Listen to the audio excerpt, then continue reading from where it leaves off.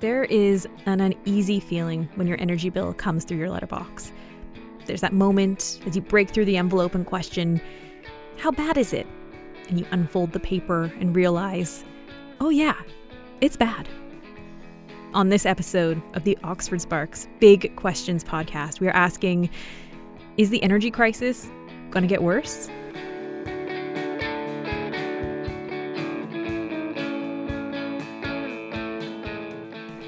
Hello, I'm Emily Elias, and this is the show where we seek out the brightest minds at the University of Oxford and we ask them the big questions. And for this one, we've reached our energy research extraordinaire. Hi Emily, I'm Phil Grünewald. I'm an energy researcher at the University of Oxford with a particular interest in energy demand. Last time we talked to you, we were actually talking about how our energy consumption was changing during lockdown. What can you tell us about the last couple years? What has it looked like for consumers using energy at home? Yeah, it's been fascinating, hasn't it? So we've been able to see how energy use patterns have changed during lockdown in particular. And we've seen how disruptive it's been for electricity demand in particular. We've seen real changes there where people used more evenly throughout the day and then less in those sort of critical evening peaks. That was the story for electricity. For gas use, which we principally use for heating, the story has been slightly different. We've actually seen less change there. And one hypothesis is that people are less readily playing with their heating controls even though they're working more from home, they don't really dare to touch the settings and make fundamental changes. What stage would you say that we're at in the energy crisis? Well, if what we had was a perfect storm, then we've got a perfect storm plus. In the last year, we've seen energy prices reach levels that we never thought possible. And on top of all that, we now have the Ukraine crisis, which has driven them even further. So pretty bleak then. Well, it might be a wake-up call that we long needed.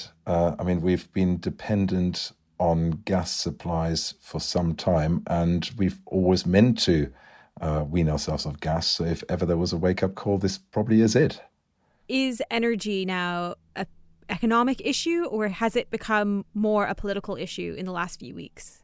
Yeah, energy is both economic and political. The economics, obviously, we see every day with rising energy prices, and that puts pressure on all sorts of other aspects of the economy. But ultimately, it is so political, and our energy independence is something that will keep ministers awake at night. So, when the chips are down, it is political decisions that make sure that we don't run out of supply, and the lights going out is, the ultimate fear. Luckily, at the moment, that doesn't seem to be a problem for the UK. So, the supply, because we've got quite a diverse set of vectors that come to the UK with liquefied natural gas, for example, we don't need to necessarily worry about running out of fuel, but the price is something that we're very much exposed to. And that also becomes political because, it is voters who are now increasingly getting pretty spicy bills for their energy use into their homes. And there are some important questions to be asked. What has been going on with these prices? I mean, has government interventions done anything to change the ongoing crisis? Yeah, the prices are worrying. I mean, the prices have gone up last year. We haven't actually seen most of that yet because the price caps are only just about to be lifted. That price cap was quite controversial at the time, and now we suddenly find it's a lifesaver for a lot of people to not be immediately exposed to high prices. But that will change. I mean, the price cap is being reviewed regularly. So this April, we expect it to go up. So with that will come even higher bills. And the expectation is that energy prices are not going to come down anytime soon. So the government response to this energy crisis has been to offer people a £350 rebate, basically money off their energy bill. The trouble is that that's only borrowed, so we'll have to pay that back over future energy bills. And even though the hope is that energy bills in future will be lower, so we can afford to pay it back, there's a very good chance at the moment that energy bills will stay high for some time. So it'll just add even more to future bills. And really what we need is, a fundamental change of our energy dependency and well, help people to get to sustainably lower bills. So what does that look like? How do we do that? I think there's three things we need to do. Number one, and this is an absolute no-brainer, is we need to insulate our housing stock better. The second thing we need to do is diversify how we heat our homes. So at the moment, it's predominantly gas. We need to find alternatives to that. And then ultimately, we need to get away from gas altogether and find sustainable sources of energy, be that electricity or other vectors. When you say diversify, I mean, what kind of power sources are we talking about here? So the big debate at the moment is whether we want to go electric or hydrogen. There are strong views on both sides that one is the solution or the other. Quite frankly, I think what we probably need a range of solutions so that we're less vulnerable to disruptions in supply. So hydrogen could be a very neat way to heat homes. You could use them in boilers, not unlike we do at the moment.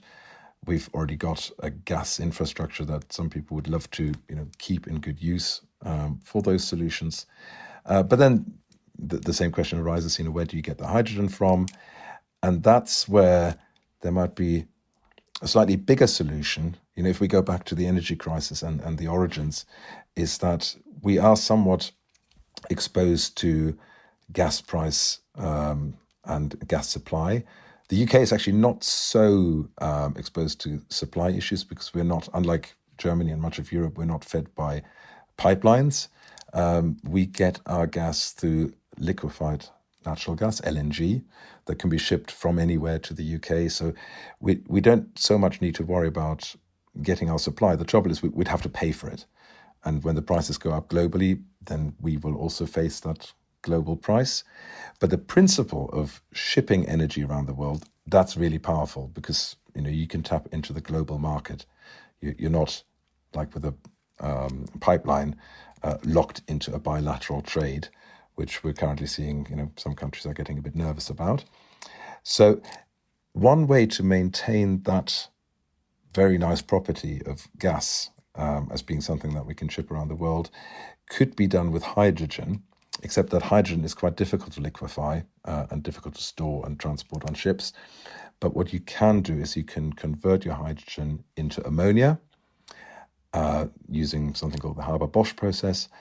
And then that ammonia can be shipped readily around the world to when and where it is needed. And then you convert it back to hydrogen or combust it directly. And then you've got a very neat alternative and a future fuel. Where would we get all this ammonia from? Yeah, that's a beautiful thing. So once you've got something that you can ship around the world, you can choose where you want to manufacture or generate the energy. And the obvious place to go, for example, with solar photovoltaics, which have come down in cost so fantastically over the recent years, is to go where you have the most sun and the cheapest available land. And that suddenly shifts the geopolitics fundamentally because you can go to places like sub-Saharan Africa, where, previously you couldn't really have benefited from the renewable resource that they have. But with ammonia, you could just put your renewable solar generation to make ammonia wherever it's cheap and land is available. And as I said before, the beautiful thing is you're not locked into a trade. So these countries, for the first time, could somewhat more freely choose who they want to sell their energy in form of ammonia to, because a ship with ammonia can choose to go anywhere. And you typically go where the price is right. So you have slightly more market power. And there's some real potential that this could change the geopolitics of energy and empower some of those countries that could, very well do with a bit of a boost in benefiting from their renewable resources. When could we start seeing ammonia being shipped around the world as a source of energy? Yeah, the timing is interesting because so far we've always thought of this as a slightly long-term solution, and hydrogen is expected to become a major player from, say, 2030, and those grander visions for ammonia as a global fuel, they tend to talk about sort of 2040, 2050. But I think the dynamics might have changed just in the last few weeks, and the political motivation to do something to have an alternative fuel that is consistent with our climate goals might have just gotten quite a major boost. So with a political will, I think these things can happen much, much faster. In the short term, then, what can we do with everything being so messed up? I mean, the usual response is shop around for a cheaper supplier, but quite frankly, that changes nothing, does it? Because we're still using the same energy ultimately, because they all come from the same sources of gas and grid electricity. So what we can do ourselves, I suppose, is try to have a look at our energy needs. And heating is one of the really big ones. So, have a look if there's anything you can do to improve the energy efficiency of your home. We still have a lot of drafty homes. We've got a lot of poorly insulated homes. So that'd be something that is worth having a look at. See if you can get advice for your home. I'm hoping that, some of the work that we're doing here at Oxford is to learn from smart meter data to see if that can inform us what the most immediate actions are that people can take to reduce their energy use. Because, remarkably for the 21st century, but we've got very little visibility of what we're using energy for. So better feedback is my mantra here, and hopefully smart meter data will help us with that.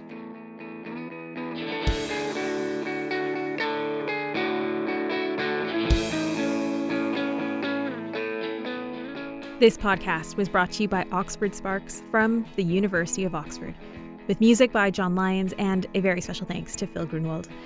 Tell us what you think about this podcast. You can find us on Twitter. We're at Oxford Sparks. We're on Facebook, Instagram, wherever the cool kids hang out. And we also have a website, oxfordsparks.ox.ac.uk. I'm Emily Elias. Bye for now.